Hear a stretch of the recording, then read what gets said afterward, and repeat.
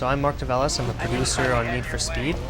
I was in charge of creating the HDE this year for Need for Speed Undercover. And one of the challenges this year was creating an action title that was very accessible with the physics. We wanted to create a whole bunch of crazy cool maneuvers that, with essentially a flick of the button or a flick of the stick, can place into the hands of the user, a very enjoyable, easy experience.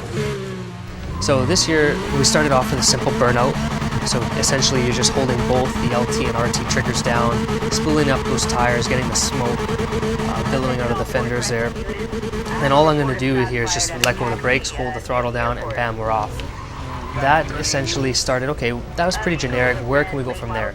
So we said, start with a 360, so you do the same thing, you release the brake and you hold the steering all the way to one way. That puts the car into a beautiful 360. The camera stays stationary. First time ever where you're able to see the full 360 of the car. You see all the realistic suspension movement as we're going over the curb as well. It looks really beautiful and cool. Physics is all doing it naturally. Nothing's being faked, phonied. We went basically from 40 attributes, say 6-7 years ago, to up to 400. Everything's based on curves, speed. We can tune essentially every parameter of the car. So then we got the brakes down. We went to the 360. So then we said, why can't we do a 180? So essentially, with a flick of the e-brake and a flick of the steering, we're into a 180. Let's leave the camera stationary there, and all we have to do now, the camera's perfect for reverse driving. Camera rotates around, and now we're reverse driving. So it's very touchy, as in real life. You have to be really sensitive for the stick. Little taps will do, but now we're actually driving in reverse, something we've never ever had before in any Need for Speed. And essentially, you get a totally different perspective. You're looking at the front of the car now. So now that we have reverse driving, we said, okay, very cool. Can we do J-turns with a flick of a switch? So all we do is flick, boom, we're the other way. Let's see that combined. So let's go into a J-turn, goes into reverse, flick of a switch, boom, we're back, going the other way with the J-turn there. So then we said, okay, all that's separating now to do 360s is just doing that faster. So let's gather some speed here.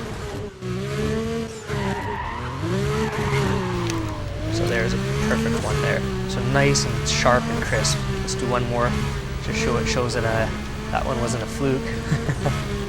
Nice and simple. There we go, nice and reactive. Just showing you how flicks of the switch and flicks of the controls allow you just to dance around, finesse the car. I'm going to show you now how that's possible. If you pretty much spin the car around in this light, first time again ever where you're able to see the side of the car completely.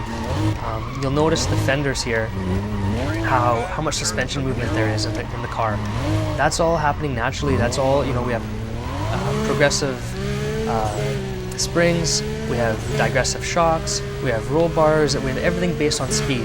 So we are able to go and diagnose problems in the car all the way through the development of our titles, and essentially hand tune each and every single car perfectly. And each one of the cars feels different. That's the other thing, all-wheel drives feel different than fronts to rears as well.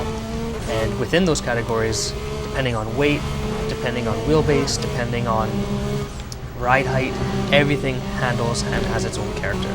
The other thing is drifting.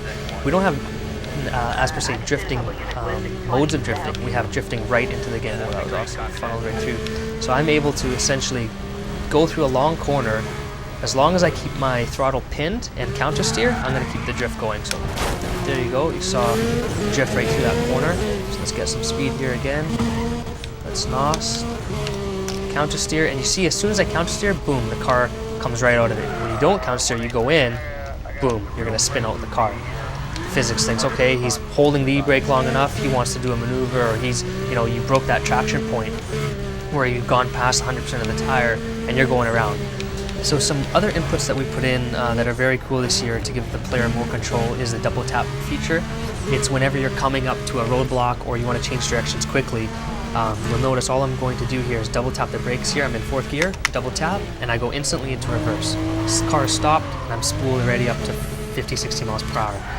That allows quick transitions, allows me to get away from cops, allows me to spin off cops, super simple. The other thing that we put in is we catered really to NOS. Not only does NOS, blow by the opponents, we also made it so the NOS puts the power to the ground. As I'm going into the drift, I can hit the e-brake, NOS at the same time. You just saw I just did a nitro drift there. The style points popped up. So again, show you, we're gonna drift, NOS at the same time, and I'm NOSing and counter steering at the same time to really keep the drift going. So timing is crucial, timing is key. Like I can't stress enough, nothing is faked. It has been my duty over the last 7-8 years, back when, since Hot Pursuit 2, we're developing Underground, to create a physics engine that was powerful. All that work is a culmination of what we made in Need for Speed Undercover.